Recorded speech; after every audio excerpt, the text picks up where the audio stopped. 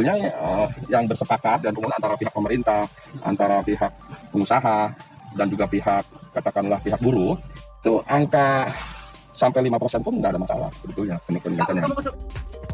Sejalan dengan Gubernur Anies Baswedan, Riza juga beranggapan bahwa pemerintah pusat perlu merevisi PP nomor 36 tahun 2021. Wagub Ariza kembali ngeles soal urusan demo buruh, oper saja bola panasnya ke DKI 1. Ditulis oleh Widodo SP. Bicara soal Wagub DKI Jakarta Ahmad Riza Patria ini semakin lama kok semakin asik ya. Apalagi kalau kita dengar berkali-kali pernyataannya yang bagi sebagian orang katanya menyejukkan, minimal gak kayak Bahar Smith, meski bagi saya tetap terdengar menggelikan. Entah apakah ini ada kaitannya dengan peran Ariza, panggilan beken Wagub DKI Jakarta sebagai bemper Gubernur DKI Jakarta, atau memang selama ini cara bicaranya begitu. Kita akan semakin jelas melihat sampai Oktober 2022 nanti. Namun yang jelas, mentalitas Ariza sebagai gubernur kurang teruji. Kalau gak bisa disebut bermental lemah dan sama sekali jauh dari kreatif. Syarat yang dulu susah kita lihat dalam diri seorang Ahok dan Jarot saat keduanya menjabat sebagai Wagub DKI Jakarta. Lihat saja bagaimana saat warga Jakarta teriak karena gak punya septic tank yang sangat menunjang untuk keperluan buang hajat setiap hari. Malah disuruh bersabar sambil mencari donasi. Padahal kalau urusan dana hibah sampai miliaran rupiah bisa cair dalam sekejap mata. Pas warganya panik karena fenomena cuaca ekstrem yang mulai merendam cukup banyak pemukiman, lah kok hanya disuruh bersabar dan berdoa. Pemimpin macam apa ini? Kini merespons tuntutan buruh perkara kenaikan UMP dan ancaman untuk menggelar demo berjilid-jilid, tampaknya Ariza mulai ketakutan dan mencoba menenangkan buruh DKI Jakarta lewat janji manisnya. Begini kata Ariza, penentuan UMP itu sudah ada formula dan rumusannya, bukan kami yang menyusun, kami hanya memasukkan angka-angkanya, inflasi dan sebagainya, kata Riza di Balai Kota Jakarta Jumat 26 November 2021 malam. Lantas di mana janji manisnya? Ada di ucapan selanjutnya dari politikus asal Gerindra itu. Tunggu saja, kita sedang mencari terobosan-terobosan untuk dapat meningkatkan kesejahteraan. Kita sedang cari solusi dengan pemerintah pusat, ucap Ariza. Kalau melihat ancaman demo yang dimulai 29 November sampai Gubernur DKI Jakarta Anies Baswedan menaikkan UMP buruh di DKI Jakarta, kayaknya sih pas buat menguji seberapa tangguh dan kuat mentalitas Ariza sebagai bemper DKI 1. Meski saya gak yakin beliau akan kuat. Paling sebentar lagi juga merajuk terus mengalihkan tanggung jawab ke pemerintah pusat. Kalau nggak bisa, ya mungkin kembali akan pakai jurus khas playing victim. Sebenarnya gampang saja kalau Ariza mau cari aman, sekaligus sedikit menarik perhatian publik agar dirinya tidak disalahkan. Arahkan saja bola panas ini ke Gubernur Anies, lalu carilah alasan kalau sedang sibuk mengurus masalah lain.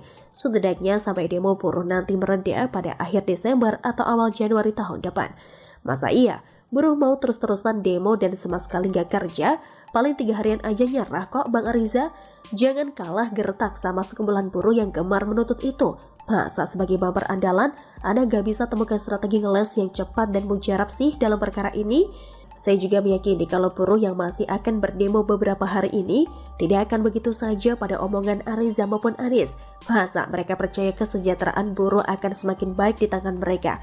Uang duit pajak yang masuk saja lalu terkumpul menambah jumlah APBD, banyak dipakai untuk hal-hal yang gak berguna kok. Coba tolong sebutkan kebijakan pro buruh yang memenuhi unsur meningkatkan kesejahteraan dalam 4 tahun terakhir ini seperti apa. Kalau sudah ada bukti-bukti kuat, barulah berjanji sepuasnya sampai mulut berbusa. Tapi saya juga sukar untuk percaya. Lawang, saya bukan warga Jakarta kok. Tapi silakan saja kalau mereka mau tetap percaya. Tapi saya mau berprasangka baik saja kali ini. Maksudnya, saya pernah menyangka kalau kehadiran Ariza akan memperbaiki citra pemimpin DKI Jakarta yang sempat atau masih abut-abutan sejak dipimpin Anies Baswedan dan Sandiaga Uno.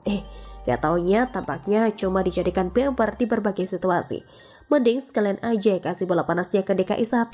Sekalian berharap kasus Formula E menyibukkan si kawan ini, karena kalau sampai kudu dinonaktifkan, ente kan bisa naik jadi Gubernur DKI Jakarta Bang Ariza.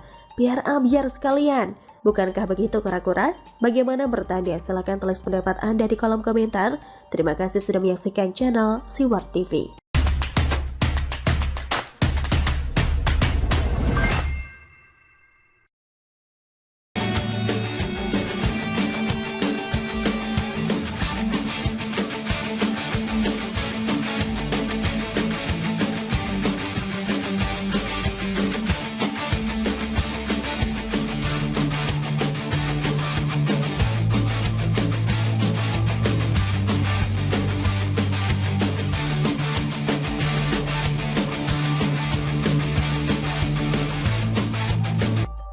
Raja Salman, media asing dan 1,6 miliar penonton kepincut Mandalika, Jokowi makin berkibar, ditulis oleh Nina Nur.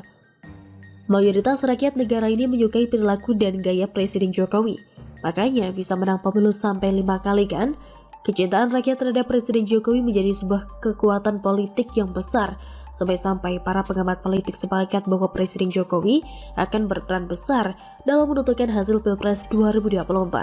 Pengaruh kuat Presiden Jokowi akan sangat berarti bagi siapapun yang didukung beliau sebagai Capres 2024. Yang pasti sih bukan dari kalangan oposisi dan kadrun, mereka yang tergabung dalam barisan sakit hati, yang gagal move on dari kekalahannya, yang demen menggelar demo tentang apa saja, tapi ujung-ujungnya minta Jokowi mundur. Berbagai cara dipakai oleh para lawan politik Presiden Jokowi untuk menonjolkan, untuk memojokkan dan mendiskreditkan semua kinerja dan prestasi Jokowi. Padahal dibalik itu semua mereka sebenarnya sangat takut sama Presiden Jokowi. Iya, mereka sebenarnya adalah orang-orang yang penakut. Orang penakut yang memakai fitnah sebagai senjata. Dari fitnah turunan keluarga PKI, fitnah kriminalisasi ulama, hingga fitnah menjual negara kepada pihak asing. Sehingga mereka menyebut aksi menyerang Jokowi sebagai jihad. Padahal kenyataannya sangat berbeda dan bertolak belakang. Cara Presiden Jokowi melawan itu semua adalah dengan menorehkan makin banyak prestasi. Ngapain buang-buang waktu membalas fitnah dengan argumen yang panjang? Lebih paten jika membalasnya dengan prestasi. Misal dengan penanganan pandemi dan pemulihan ekonomi. Tinggal balik tanya ke pihak oposisi dan gerombolannya. Mereka sudah bisa apa? Apakah mereka bisa menangani pandemi sebaik Presiden Jokowi? Pandemi tidak menghentikan langkah Presiden Jokowi dalam berbagai proyek besar yang dibangun beliau. Salah satunya adalah sirkuit Mandalika. Justru proyek ini jadi penggerak ekonomi yang dibutuhkan rakyat agar bangkit dari imbas buruk pandemi.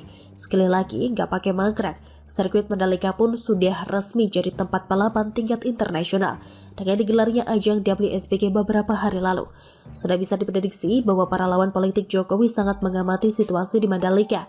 Mereka menunggu momen buruk yang bisa digunakan untuk mendiskreditkan hasil kerja Presiden Jokowi. Mau menyerang pakai besaran biaya pembangunan sirkuit Mandalika, mereka sudah tidak bisa. Dengan biaya sekitar 1,1 triliun rupiah, sirkuit Mandalika dibangun sesuai dengan standar internasional. Bahkan ada proses penguatan sirkuit untuk mencegah bahaya likuifaksi tanah. Biaya pembangunannya pun dari investasi, bukan mengambil duit rakyat. Sehingga para kadrun pun tidak berani membandingkannya dengan Formula E.